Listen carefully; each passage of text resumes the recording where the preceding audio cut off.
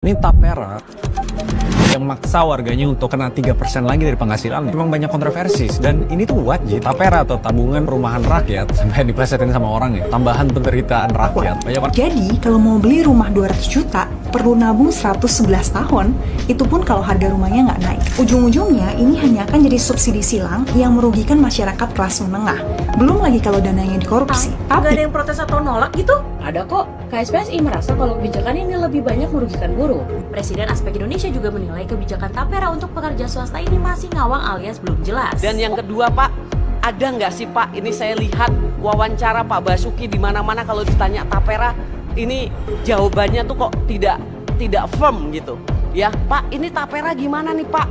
Kalau pekerja swasta yang udah menyicil KPR-nya selama ini atau yang udah punya warisan selama ini, udah punya rumah, nggak butuh lagi perumahan, apakah masih diwajibkan?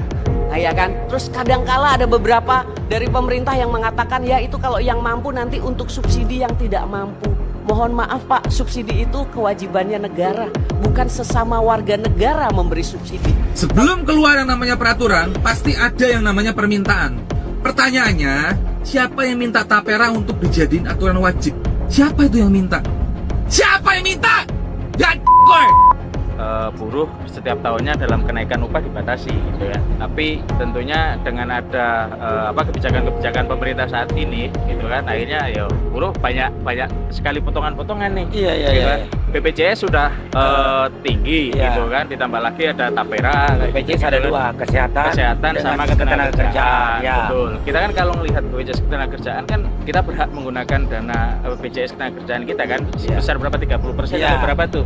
Yang salah satunya 20%-nya bisa buat perumahan. Masih ada cashback gitu. lah. Dengan adanya Tapera ini kan ya tambah membebankan gitu. Diambil doang.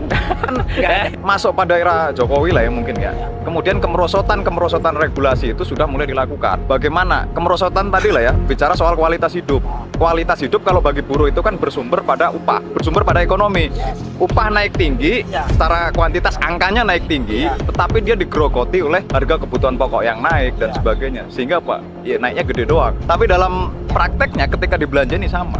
Dalam setiap tahun ada nggak sih buruh yang lebih sejahtera? Jadi Jokowi cuma dari program 10 juta lapangan kerjanya itu hanya menciptakan 3 lapangan kerja. Jadi masih ada utang 9.999.997 pekerja di ini rakyat Indonesia yang mendapat kerja. Ini kebohongan Jokowi. Lagi-lagi kebohongan Jokowi. Lu sinting amat bikin kebijakan upah murah, gampang PHK. Terus lu mau minta pajak dari mana?